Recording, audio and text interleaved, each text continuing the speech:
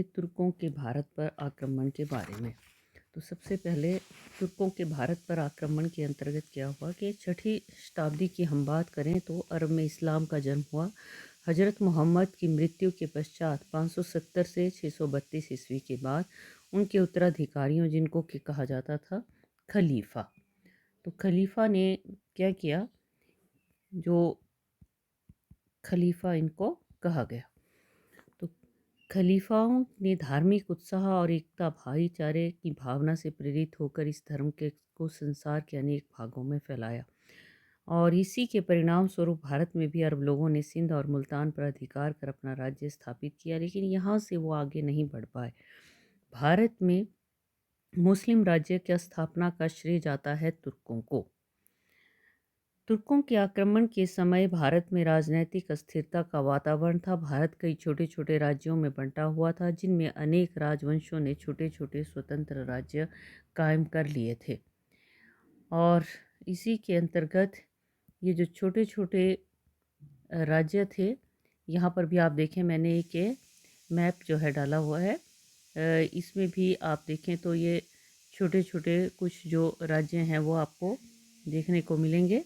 तो छोटे छोटे राज्य जो थे यो स्थापित कर लिए थे, और इसी के अंतर्गत इन छोटे छोटे राज्यों में आपस में जो लड़ाई झगड़े थे वो होते रहते थे।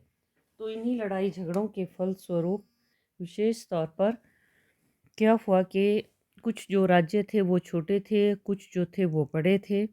तो भारत में 11वीं शताब्दी के प्रारंभ में तुर्कों ने भारत पर अनेक आक्रमण कर तहस नहस कर दिया। तुर्क आक्रमणकारियों ने भारतीयों को तो पराजित कर दिया, लेकिन वे समस्त भारत पर अपना शासन स्थापित नहीं कर सके। भारत में जो शासन स्थापित किया वो किया मोहम्मद गौरी ने, इस्लामी शासन। तो सबसे पहले हम लेंगे तुर्क आक्रमण के समय भारत की जो राजनीतिक स्थिति थी वो किस तरह की थी। तुर्क आक्रमण के समय भारत में सबसे पहले तो हम देखें क्या विशेषताएं थी। एक तो था राजनीतिक एकता का अभाव था, कोई केंद्रीय शक्ति नहीं थी। आपस में ये राज्य लड़ते रहते थे, जैसे कि दिल्ली में तोमर, अजमेर में चौहान, कन्नौज में राठौर, बुंदेलखंड में चंदेल इत्यादि। तो आपस में इनके लड़ाई झगड़े चलते रहते थे। दूसरा, आपसी द्वेष, आपस में जो ईर्ष्या द्वेष था वो भी इनमें कूट कूट कर भरा हुआ था। एक दूसरे से ईर्ष्या रखते थे, छोटी छोटी बातों पर आपस में लड़ते झगड़ते रहते थे, और कई बार भयंकर युद्ध भी होते थे। तीसरा, सीमा पर मुस्लिम राज्य, जो सीमावर्ती क्षेत्र थे वहाँ पर मुस्लिम राज्य स्थापित हो चुके थे, तो ये थी विशेषता। फिर लेंगे हम उत्तर भारत के उस समय के राज्यों के बारे में। तो भारत में कौन कौन से राज्य थे। दिल्ली और अजमेर तोमर या तंवार वंश का राज्य था। इसका संस्थापक अनंगपाल था, और अंतिम जो राजा था वो भी अनंगपाल द्वितीय था। गौरी के समय में पृथ्वीराज चौहान जो था वो यहाँ का शासक था। दूसरा है कन्नौज। कन्नौज उत्तर भारत का शक्तिशाली राज्य। हर्षवर्धन ने कन्नौज को राज्य की राजधानी बनाया, लेकिन उसके बाद जो है राजनीतिक अस्थिरता के अंतर्गत कन्नौज अपना गौरव खो बैठा। 816 में प्रतिहार वंश के राजपूतों का राज्य था, जिन्होंने एक शताब्दी तक कन्नौज पर शासन किया। मिहिर भोज, महेंद्रपाल, कई राजा जो है हुए, और इसी के तहत जो मोहम्मद गौरी के आक्रमण के समय यहाँ पर जो राजा शासन करता था वो था जयचंद राठौर, जिसकी चौहान वंश के राजा पृथ्वीराज चौहान के साथ बिल्कुल भी अच्छे संबंध नहीं थे। फिर बुंदेलखंड, मध्य भारत में बुंदेलखंड, जहाँ के एक प्रसिद्ध दुर्ग कालिंजर का दुर्ग नानक चंदेल के द्वारा यहाँ पर 9वीं शताब्दी में स्थापना की गई थी चंदेल वंश की। गजनवी के समय में ये उन्नति के शिखर पर था। महोबा राजधानी, राजा धंग, राजा गंग और कीर्तिवर्मन सुप्रसिद्ध राजा हुए। और इसी के तहत ही बुंदेलखंड के बारे में अगर हम कहें तो राजा परिमल, परमार्दन चंदेल, पृथ्वीराज चौहान, जयचंद राठौर दोनों से शत्रुता रखते थे। 1203 में मुसलमानों ने कालिंजर को जीत लिया। फिर है मालवा। मालवा की बात करें हम तो मालवा भी उत्तर भारत का एक बहुत ही प्रसिद्ध राज्य। 10वीं शताब्दी में श्री हर्ष नामक व्यक्ति ने मालवा पर अधिकार कर स्वतंत्र राज्य कायम किया। गजनवी के समय में सोमनाथ के आक्रमण के समय मालवा पर भोज राजा शासन करता था। फिर है गुजरात। गुजरात जो है ये कन्नौज राज्य का भाग था। 10वीं शताब्दी में यहाँ पर सोलंकी वंश के राजा मूलराज ने स्थापना की और 1025 ईस्वी में जब गजनवी ने गुजरात पर आक्रमण किया तो उस समय भीमदेव का राज्य था। फिर है बंगाल बिहार। बंगाल और बिहार की बात करें तो यहाँ पर सेन और पाल वंश का शासन था। 9वीं से 10वीं शताब्दी तक शुरू में जो है गोपाल नामक गोपाल ने जो है पाल वंश की 8वीं शताब्दी में नींव रखी और 8वीं इसके पश्चात बंगाल और बिहार पर 9वीं से 12वीं शताब्दी तक ये पाल वंश के राजाओं ने शासन किया। यहाँ पर धर्मपाल, महिपाल कुछ ये बहुत ही प्रसिद्ध शासक हुए। 11वीं शताब्दी में बंगाल और बिहार पर महिपाल का राज्य था। 988 से 1038 तक शासन किया। महमूद गजनवी का समकालीन था। 12वीं इसके पश्चात जो है ये सेन वंश की स्थापना हुई। 12वीं शताब्दी में 1199 ईस्वी में बख्तियार खलजी ने दोनों ही जो राजवंश थे उनके राजाओं को पराजित करके बंगाल में मुस्लिम राज्य की स्थापना की। फिर हम बात करते हैं मेवाड़ की। तो मेवाड़ में सिसोदिया वंश का राज्य था। सूर्यवंशीय ये राजपूत थे। राजा संग्राम सिंह, महाराणा प्रताप इसी वंश के प्रसिद्ध राजा थे। फिर कश्मीर की बात करें तो कश्मीर पर उत्पल वंश का राज्य था। यहाँ पर जो है एक 958 ईस्वी में जो राजा था कमलेश गुप्त की मृत्यु के पश्चात उसकी रानी दीदा ने सत्ता संभाली।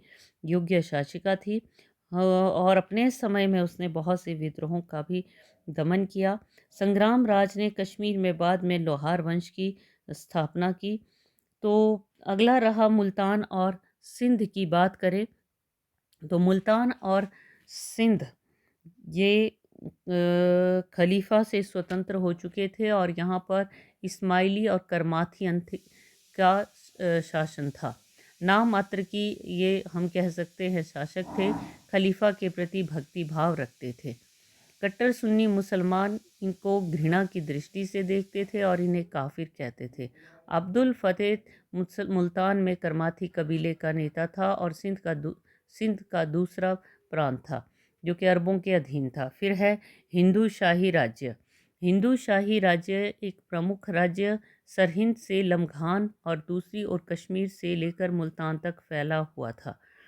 फिर इसके पश्चात लेंगे दक्षिण के राज्य जिनके बारे में आपने पिछले जो हमारा चैप्टर है उसमें भी आपने पढ़ा। चालुक्य वंश का राज्य था और इस वंश में कुछ बहुत ही प्रसिद्ध राजा हुए जिनमें कि पुलिकेशिन द्वितीय का नाम लिया जाता है। चोलों के बारे में भी आपने पढ़ा। चोल वंश का भी शासन था और इसी के तहत ही यदि हम बात करें तो जब सोमनाथ पर आक्रमण किया महमूद गजनवी ने तो उस समय राजेंद्र चोल यहाँ का राजा था। पांड्यों की बात करें तो पांड्य राजा ये भी प्रसिद्ध वंश था। 13वीं शताब्दी में कभी पल्लव और कभी चोल वंश ने ट्रावनकोर, मदुरा इत्यादि के ऊपर जो है ये अधिकार किया। 1311 ईस्वी में अलाउद्दीन खलजी का एक सेनापति मलिक काफूर ने इनके राज्य पर अधिकार किया। फिर अन्य राज्यों की बात करें तो इनमें मालाबार, ट्रावनकोर, कोचीन क्षेत्र चेर के अधीन और मैसूर, तमिलनाडु इत्यादि पर होयसल वंश। राजधानी थी द्वार समुद्र। तो ये जो थे ये थे अन्य राज्य। तो 11वीं शताब्दी जब तुर्कों ने भारत पर आक्रमण किए तो हम देखते हैं भारत की राजनैतिक स्थिति जो थी बिल्कुल भी अच्छी नहीं थी। आपस में लड़ाई झगड़े चलते रहते थे। अब लेंगे हम प्रारंभिक तुर्कों के बारे में। तुर्क जो थे मूलतः मध्य एशिया के निवासी थे। ये मध्य एशिया के निवासी थे और जैसे जैसे इनकी संख्या बढ़ती चली गई इनका विस्तार पश्चिम एशिया में हो गया।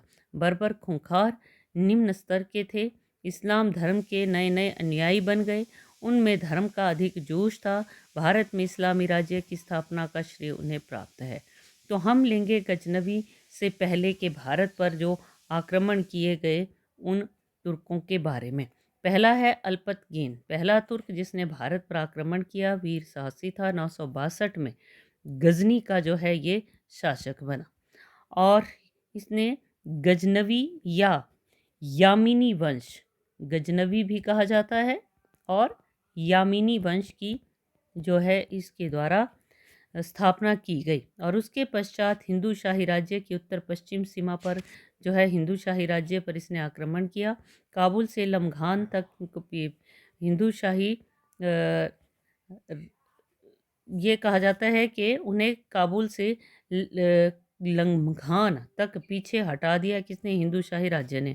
977 में जो है अल्पतगीन की मृत्यु हो गई। दूसरा बना सुबुक्तगीन। 977 में सुबुक्तगीन की मृत्यु हो गई और इसके पश्चात सिंहासन के लिए संघर्ष हुआ। सुबुक्तगीन गजनी का शासक बना, एक दास था, योग्य था और उसने अमीर उल उमरा की उपाधि दी गई उसे। अल्पतगीन ने उसके व्यक्तित्व और योग्यता से प्रभावित होकर, इससे पहले कि हम बात करें तो उसने अपनी बेटी का विवाह सुबुक्तगीन से कर दिया था। 977 में शासक बना, महत्वाकांक्षी पराक्रमी था। सिस्तान लमघान को उसने जीता। 994 में उसने कई युद्धों में ये कहा जाता है कि विजय प्राप्त की, खुरासान को भी जीता। 986-87 में पहली बार भारत की सीमा पर आक्रमण किया। हिंदू शाही राज्य का राजा था जयपाल ने तुर्कों को अपने राज्य से बाहर निकालने के उद्देश्य से एक विशाल सेना का संगठन कर लमघान की ओर बढ़ा। सुबुक्तगीन भी अपनी सेनाओं के साथ युद्ध स्थल की ओर बढ़ा। भारतीयों के दुर्भाग्य के कारण उस समय भारी तूफान आया। सर्दी तथा पानी की अधिकता के कारण भारतीय सैनिकों को युद्ध लड़ना मुश्किल हो गया। विवश होकर जयपाल को हार स्वीकार करनी पड़ी। सुबुक्तगीन से एक संधि पर हस्ताक्षर करने पड़े और इस संधि के अनुसार जयपाल ने सुबुक्तगीन को 10 लाख दरहम और 50 हाथी, दरहम ये वहाँ की करेंसी तो, और 50 हाथी और कुछ किले और नगर जुर्माने के रूप में देने का वचन दिया। तो लाहौर वापस पहुंचने पर जयपाल ने संधि की शर्तों को स्वीकार करने से इनकार कर दिया।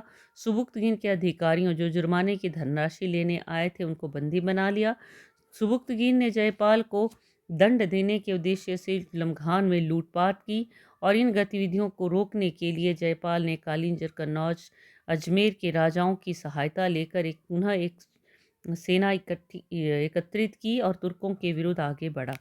सुबुक्तगीन ने पहले अपनी सैनिक योग्यता के आधार पर उन्हें हरा दिया और उन्हें भागने पर मजबूर किया।